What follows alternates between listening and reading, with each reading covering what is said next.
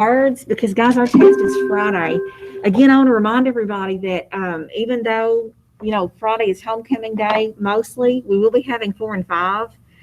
And also, we'll be having 1B for or 1A, excuse me, for like an hour. So making sure you all realize that. All right, what does the word deride mean? What does it mean to deride somebody?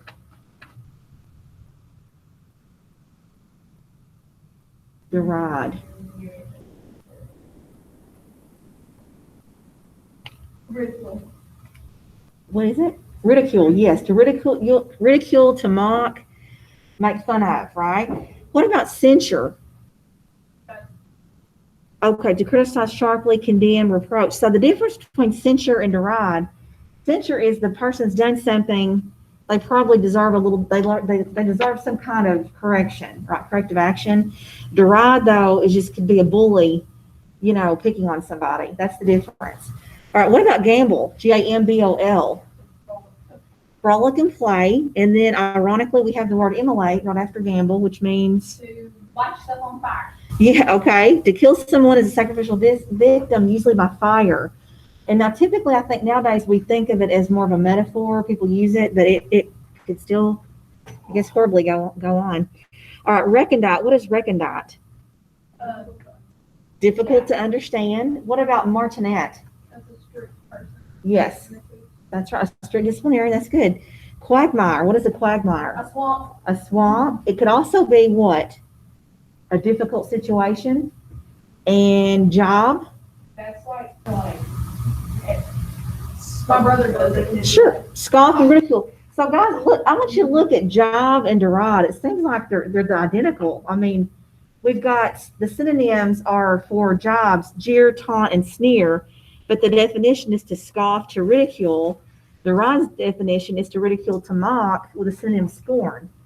So I think that you can use those. They're just, meaning is just the same, because the opposite of job and deride is to praise. All right, what is a gape?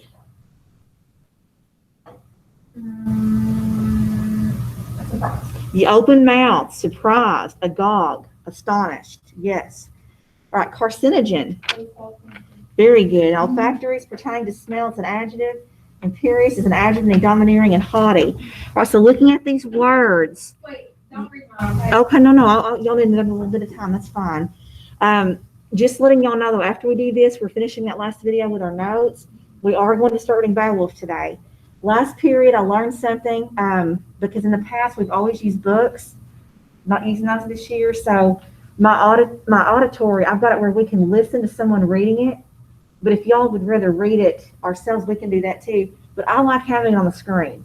Since I don't have a book in front of me, I don't want to just listen to it. And I've read Beowulf. Well, this is my 16th year. I've read it 16 times 4. I don't know how many times that is, but I still like to see the text in front of me. It helps me know to point things out to you guys, right? When I see it, I want to say, what does he mean by this line? What is meant here? And so I need it, if nothing else, I need it for me, but I think it will help you guys too to have it in front of you. So I'm hoping to be able to do that in just a moment. In fact, while we're finishing sentences, I'm going to go ahead and pull up both of those onto the screen so that I can hopefully do that. I'm just going to go to another classroom and pull that.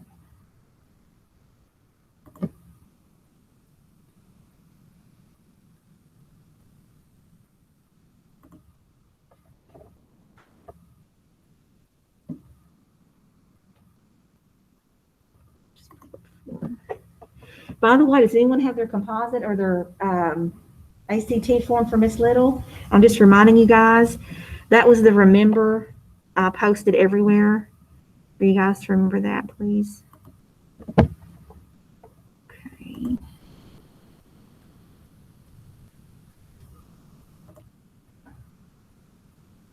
There we go.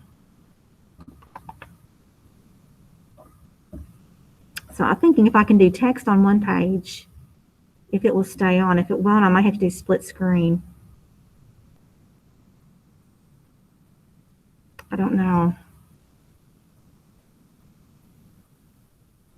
I'm going to try something really quick, guys. Don't let me disturb you. I just want to see something. This is Beowulf, Part Perfect. 1, Perfect. Grendel. Perfect. We're in good shape. Okay.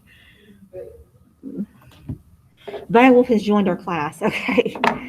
All right, let's read our sentences. All right, I'll start with reading Liz's. Dogs' olfactory senses are much better than humans. Very good. The olfactory of, oh, I'm so sorry, Lacey. I'm going to hand it over to you. The olfactory of buffaloes, so it was that of burnt sugar. Okay, okay. So It's such a thing that the wolf is powder. Sure. so he smells like sugar. Yeah, because it's, okay, so his work is he sweats natural glycerin. Oh, So he like makes explosions like with his sweat. Oh, And wow. natural glycerin smells like burnt sugar, so. wow, that is fantastic. That is neat. Makes me actually really cool. Your olfactory senses do not work correctly. Perfect. And Miss Dawn, You can read it now. if you have COVID, your olfactory senses do not work. Good. Kaylee, allergies can affect olfactory senses. Rayleigh, she was guided by her olfactory senses to the bakery. Oh, I love that. I am constantly, my olfactory senses get me in trouble a lot. Okay, I can say that. These are excellent. Imperious, Rachel. Perfect. Lacey. Marco's imperious personality is scared of something. Perfect. Kaylee writes, her imperious attitude made her several enemies. Good. Rayleigh writes, she took over the project in a very imperious manner. And Dawn writes, Gage's imperious voice scares me when he is angry, when he's mad. Okay, good. Liz writes, when the old man got stern, he used an imperious tone.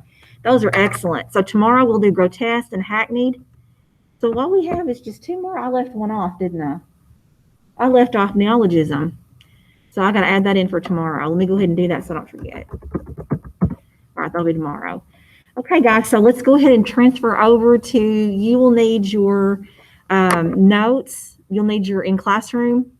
So if you'll just go ahead and click on your journal, you're going to be adding to the your listing from the videos. We are starting the fourth one today, the final one. And after we do that, we're going to start reading Beowulf. And you'll continue to need your notes for Beowulf because I'm going to ask you to respond at just different times after we kind of stop and read a little bit. I'll ask you questions. You can stop and read or stop and type your, kind of like a, what is it called? Reader response. We're going to do some reader response for Beowulf. All right, so here we go with part 4 of the video. Are you guys ready to take notes? No. Okay. Let me go. Hello, and welcome. He is just ready to go. So I just have to put him on pause for just a minute. All right, and I'm going to let's see, freeze my screen, check on my virtual. My virtual people okay? Everybody okay? Doing fine? Okay.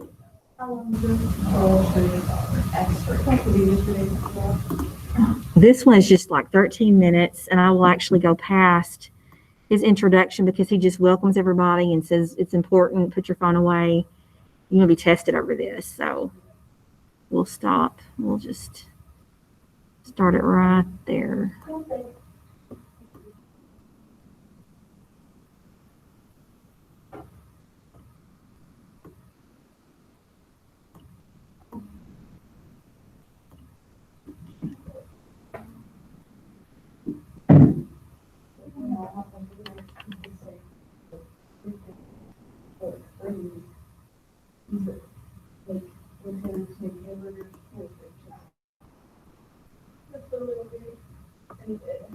I mean, she cooks them in different ways, like she either buys them baked swim or has dance with them, but it's like, I'm tired of it. Oh, either pizza, never go for McDonald's or Mexican. Guys, are we ready? You never go, no. No? Okay, just another minute. So guys, you'll be taking notes over these different literary devices: consonants, assonants, caesura, metonymy, synecdoche, or kinning. I've heard some professors pronounce it as caesura. He pronounces it as caesura. So caesura, yes. Mm-hmm. But everybody agrees on consonants, assonants, metonymy, synecdoche, and kinning. So those are good.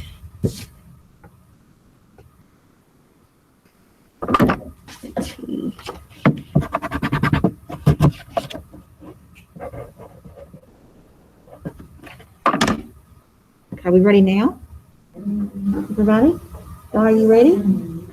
Is Dawn ready? No. No?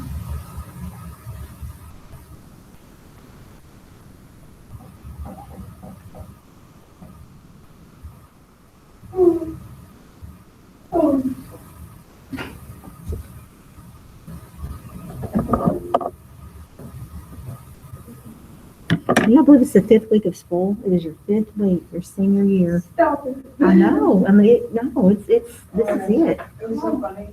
I walked by my dad and he's like, it was my, like, the day of my birthday.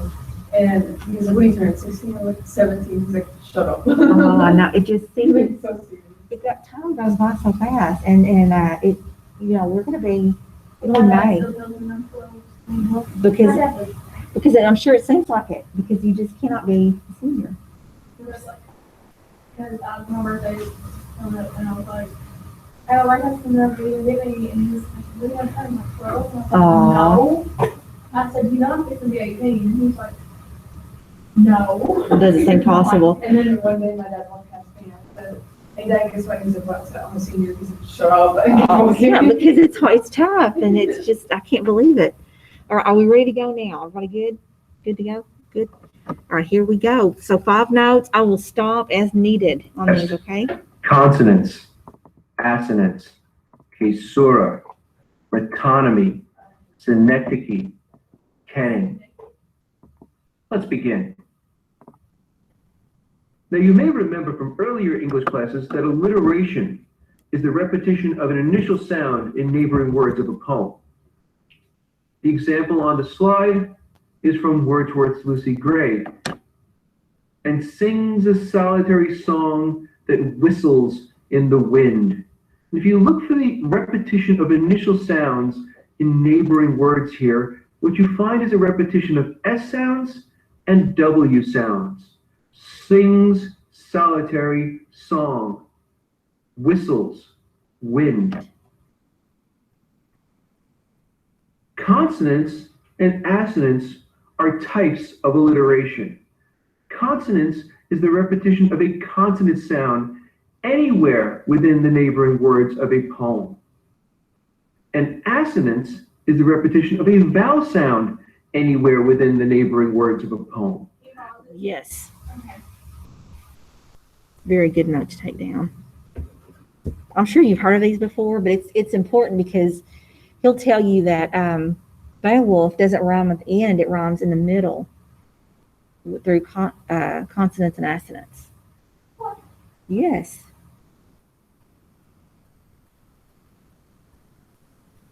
Oh, I cannot.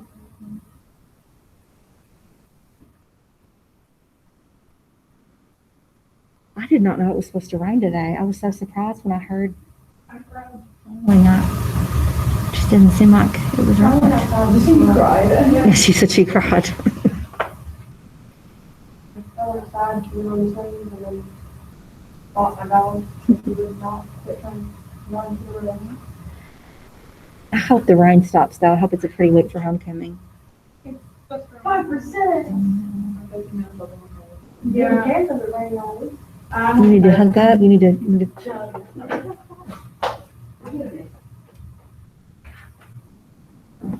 I guess it's because of the music is hard to phone a bit.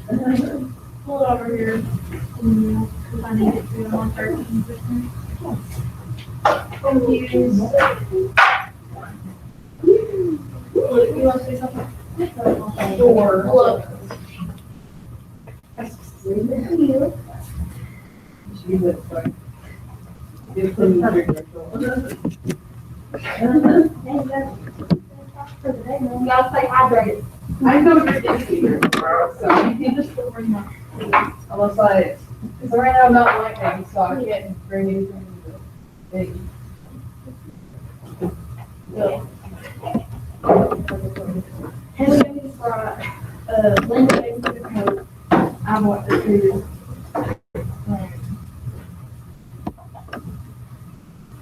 What's my phone? Right there. Yeah, that's there. Everybody ready? Or y'all need a little more time on this? More time? You good? Are you good? All right. The difference between consonants and assonants and alliteration is that in alliteration, the repetition of the sound is at the beginning of the word. In consonants and in assonance, the repetition can occur anywhere within a given word.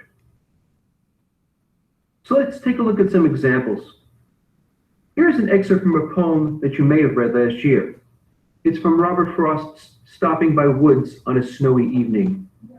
Whose woods are these? I think I know. His house is in the village, though. He will not see me stopping here to watch his woods fill up with snow. You will notice that the W sound occurs in numerous places here, both at the beginning of words and at the end. This is what distinguishes consonants from mere alliteration.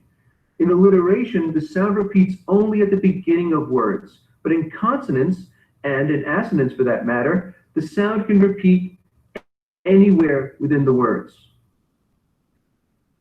Here is another example. This one is from the Beowulf poem. No counselor could ever expect fair reparation from those rabid hands. The consonance here comes in the repetition of the R sound at various points in the lines. The R at the end of counselor, the R at the end of ever, the R at the end of fair, the R at the beginning of reparation, the R in the middle of reparation, the R in the middle of from, and the R at the beginning of rabid. Yes, he does them all. Assonance is the same idea, but with vowel sounds instead of consonant sounds. Let's look at two examples. The first is also from the Beowulf poem. You waded in, embracing water, taking its measure, mastering currents, riding on the swell. You can see that the assonance is in the long A sound, in waded and embracing and taking. Here's an example I made up just for this lesson. He sees the eager fleet sweep by the sleeping Greeks. Can you find the assonance in this line?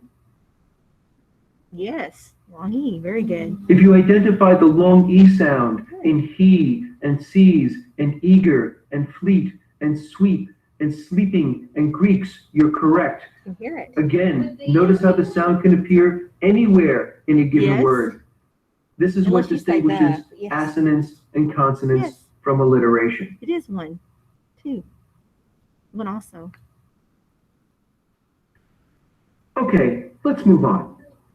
If you look at any even numbered page in your Beowulf book, you will notice that each line in the Anglo-Saxon version of the poem has a small break in the middle, where the speaker is supposed to pause for just a second. That break is called the caesura, and while caesura are found in many different types of poems throughout history, they are a structural feature of Anglo-Saxon poetry. Do I need to pause? Are y'all typing that? Do I need to pause? Yeah. I like how he has the pronunciation key right beside it, so you know. Oh, okay, so.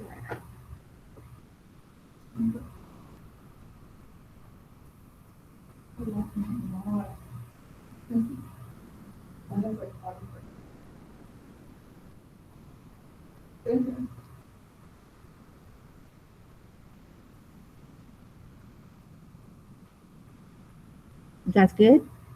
You ready? Great.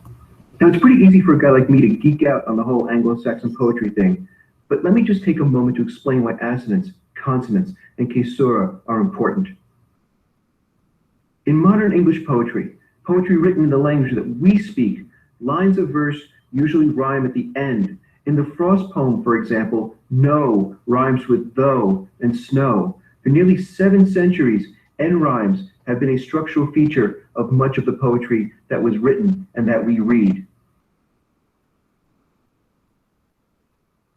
But Anglo-Saxon poetry doesn't rhyme at the end. It rhymes in the middle, using consonants and assonance that's placed on stressed syllables, 2 of which fall on the left side of the caesura and 1 of which falls on the right side of the caesura. And you can see this in each line that I've marked on your screen. In the first line, circled in orange, are the S's. Each one of those is an accent. In the second line, it's the M's. In the third line, it's the E's. In the fourth line, it's the F's. In the fifth, it's the W's. So the Anglo-Saxon poetry rhymes not at the end, like the poetry that we read today, but it rhymes in the middle. And those rhymes are divided by the caesura. Two of the rhymes come on the left-hand side of the caesura. A third rhyme is on the right. So while consonants and assonants and caesura are found in all sorts of English language poetry, they're an important structural part of the poetry of the Anglo-Saxons. The next term that you need to know is metonymy. Metonymy is a metaphor that substitutes one word for another closely associated with it. Let's look at a few examples. In the sentence, the White House refused. Go back. Look at a few examples. Oh, I'm not quick enough. Come on. Oh, no. I was in this last period. Oh, my goodness. Just display and then pause it whenever it Oh, I just. Oh, I mean, it's just on there for like 2 seconds. Look at that. Y'all see? Is metonymy. Ah, Metonymy is a metaphor that okay. Okay, you don't have to guess. I'm horrible at Kahoot because of that. I know the answers, but I cannot by the time but I think I would do better on my phone because it's touchscreen maybe. But that is tough for me. The hand-eye and the mouse just do not align. I should just give the mouse to somebody else here. Can you do this? My hands aren't steady enough. Now, I made this joke last period. I said, it's a good thing I'm not a surgeon because that would be, I'm not sure-handed, Terrible. I hate computers though, because I was trying to do that thing with lazy, and my hands are really steady, but like when I lift up my fingers, it would move. And Yes. I got so mad. It's frustrating. It's frustrating. I know. You do it. It's hard. You guys good to go? Fine. Autonomy? Everybody good? Okay. that substitutes one word for another closely associated with it. Let's look at a few examples. In the sentence, the White House refused to comment on the scandal, the White House stands for something else. After all, it's a house, so it can't comment on anything. What it stands for, of course, is the president, the person who can comment and who is most closely associated with the White House. Let's look at another example. In the sentence, the suits down on Wall Street were responsible for the financial crisis. Suits is a metonym. After all, suits can't do much of anything on their own. And it's a metonym for the guys who wear the suits down on Wall Street, the investment bankers. Now it's your turn. In the sentence, the knight swore allegiance to the crown. What does the crown stand for? If you said that the crown is a metonym for the king and the queen, people who are closely associated with crowns, you're right. This brings us to our next term, synecdoche. A synecdoche is a metonym in which the part represents the whole. Let's look at a few examples. Are y'all writing that down? Do we stop it or? Okay. We use these all the time. I like how you spell. Oh, they're not easy. Synecdoche.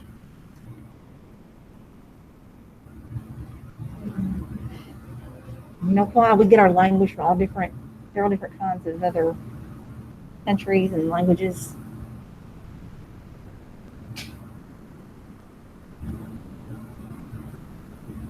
Can any of you talk about? Me?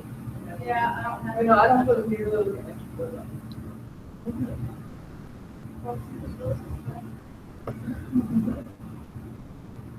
Y'all good to go? Yes. Here's Mr. Durnan. His title is head of the school, which means that he's at the top of the school's administrative body. Now, head of the school is a metaphor, but it's also a synecdoche, since Mr. Durnan has a head, which is part of the whole of his own body. Similarly, we often refer to laborers as hands, farm hands, cow hands, factory hands, helping hands, and so on. Since people who work usually do so with their hands, which are parts of their whole bodies, the term hands is, in this case, a synecdoche. As you might guess, body parts are common synecdoches. If you commit a crime, you can be caught by the long arm of the law. Or if someone needs to proofread an essay, you can be a second set of eyes. Or if your friend needs to talk, you can be all ears. Or if your brother is doing something that you don't like, you can tell him that he's being well, never mind. You get the picture. The part that represents the whole.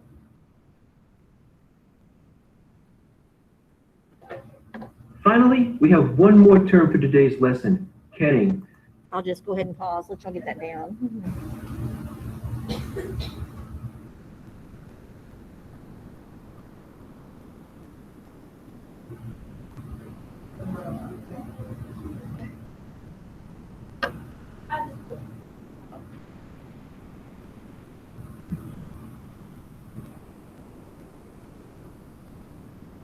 My favorite of that is Wells Road. The C is the Wells Road. And that's just neat when you think about it. They have their own little traffic system in the ocean. Let's see.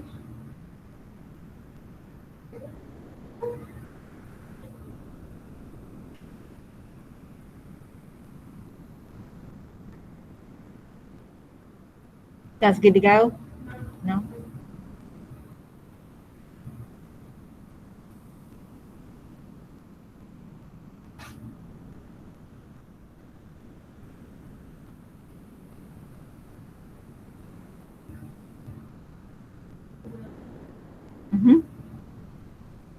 It's my favorite.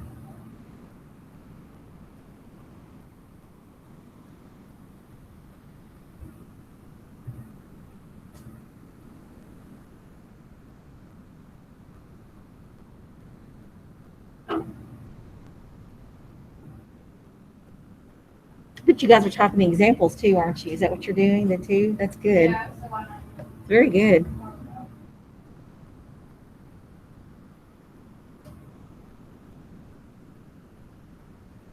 You guys good to go? Yeah? No? Okay. I'm gonna push play because he'll probably talk about it he'll be on the screen for a minute. If not, just let me know. I'll stop it. The kenning is specific to Anglo-Saxon poetry, and it's a metonym that uses colorful, interesting, highly figurative language to take the place of a simple noun. Here are a few examples. Hellish fiend is a kenning used in the Beowulf poem to describe the monster Grendel. Spear bearers is a kenning used in the Beowulf poem to describe the warriors. Wales Road is used to describe the sea. Heart of the people is a description of the king. Heart of the people, of course, a synecdoche as well, because the king has a heart. Kennings are a common feature in Anglo-Saxon poetry. In fact, the names of nearly every main character in the Beowulf poem is a kenning. Here are some examples. Let's begin with Beowulf. Beo means bee. Wolf means hunter. Beowulf means bee hunter. And a bee hunter, of course, is a bear. Now, the king of the Danish tribe is a man named Hrothgar. Hroth means glory. Gar means spear. So Hrothgar means glory spear. Hrothgar's wife is a woman named Wealhtheow. Weal means peace. Theow means servant. So Wealhtheow means peace servant. Beowulf's father is a man named Ecgtheow. Edge is a synecdoche for a sword. The business end of a sword is its edge, the part that represents the whole. Theow, of course, means servant, so Ecgtheow means sword servant. Kennings are common in Anglo-Saxon poetry, and they're important for two reasons. The most obvious reason is artistic. Kennings are beautiful words that sound great to the ear, and they create striking images that help bring the story alive in the listener's mind. But Kennings had a second, equally important role in the telling of the poem from memory. Kennings served as ready-made phrases that the poet would use to give himself time to think of the next line in the poem. In this way, Kennings were functional. and they aided the poet in the process of storytelling, allowing him to keep the flow as he spun out his tale. Awesome. Okay. That concludes both this podcast and the podcast series for Beowulf. All right. We will visit Dr. Maslow one final time before we read Canterbury Tales. I think it's just a couple of videos, but they are wonderful because he has a professor from Vanderbilt and she speaks the French Norse and she'll read the Lord's Prayer in Middle English. It's beautiful. All right. So guys, what you'll need to do is this is under Beowulf. So what you can do, and I'm talking to for those at home, my virtual also, you can just click on Beowulf. Those are the 4 videos we just watched. This first one is the complete, it's an excerpt from Raphael's translation. And normally we would go and read the introduction, but you all have we've covered that in the video. So it's there for you if you want to go back and look. It's just a little short introduction. But for our part, we're going to be using the second right here, the PB Works. When you click on that, it looks like this. So this page has, it has a synopsis of Beowulf. And then, of course, right here is the text that we'll be reading, the excerpt. And this is from a textbook very similar to the one we have in class that we would have been using. But we're using this because it's online, it's free, and it's out there for our virtual students and for us as well. So when we read, we'll click on, what you have to do is just click on this and go up here to download, and you'll need to press download. And it takes it just a minute to pop up, and it looks like this. It's going to be the very first, the PDF. Go back. So right here, the first Grendel and Beowulf. Okay. And we're going to be reading them in this order. This is in the order of the poem. Now, my next question is, I have it where we can listen, because I know that a lot of people like to either listen or have the teacher read it, or we can take turns reading it. But my thing is, I just really want to be able to see it as I listen. I don't want to just listen to it because it's not as good for me. So would you all like to read as a class or just listen? And then we're going to stop every little bit. What would y'all rather do? It doesn't matter to me. Now, my virtual people, y'all can, this is where it gets a little bit tricky, because I know that we're, obviously if you were all together, we would just stay on the same thing. You all, because I know some people don't like to read with other people. So what I can do is just make sure in the journal that I ask questions, I'll type it, and I'll need you to respond to it as you read. The easiest thing would probably be just to go along with us, but I want to make sure that I'm tending to everybody's what they need. So we're just going to start, kind of get a taste of Beowulf today, reading. So has everyone found where they need to go to for the text? Y'all know how to do that? The audios also, if you look, they're in order of the reading. The Grendel, then next is Beowulf, next is the battle with Grendel, Grendel's mother. I know it. And Beowulf's last battle, and the death and mourning of Beowulf. All right, so it's even got a simplified version for beginners, which we're not going to look at, but if you want it, it's there. We'll be looking at these essential questions when we read. This is like a 15-minute history channel on Beowulf that I'll show y'all. I feel like we've just been Video City, so I'm going to wait a little bit. Maybe after we read it, we'll watch that. I can't show you that because he doesn't have clothes on when he's fighting Grendel, and I can't show that. Also, in the mead hall, they tell very dirty jokes, and then, of course, even the song they sing is very filthy. But, it's a shame because the video, you're not seeing that, the movie is okay. I mean, it shows, it's pretty close to the poem until Angelina Jolie is Grendel's mother, and then it just completely throws away what the poem is. It just writes its own little story. So anyway, we can't watch it because he's naked. You can just put a breath No, but that's what they said last period, but he's naked the whole time. Now, there's no, it's the back, but still, it makes me just, no, I can't do it. I can't. watch it, but No, we can't show it, and I can't even show you a minute of it because and I hate I bet it. you couldn't watch the Avatar because I see the blue lights. Well, but still, I don't know, it makes me very uncomfortable. So, all right, so then there's this other one that I might show you. It's like a 10-minute clip that we can look also. And the bottom of this is just more translations and audio. And these two, Lauder Fair is just funny. It's like animated epics of Beowulf, and this funny one is Ultimate Lego Beowulf. If y'all want to watch that sometime. So I just Are you married?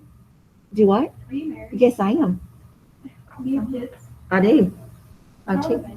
They're I have a let's see. Alex is 25 and Jay is 20. So they're one's graduating college, the other's in college. So yes.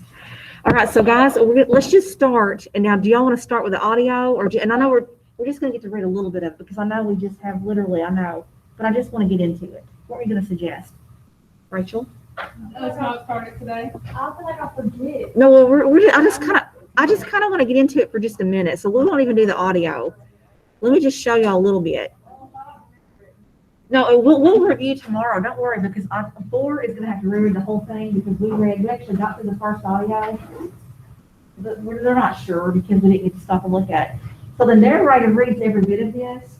Hrothgar, King of the Danes, has built a wonderful mead hall called Herret, where his subjects congregate and make merry. As this selection opens, a fierce and powerful monster named Grendel invades the mead hall, bringing death and destruction. All right, so let's just read the first few lines and I will stop in time to give you tech time.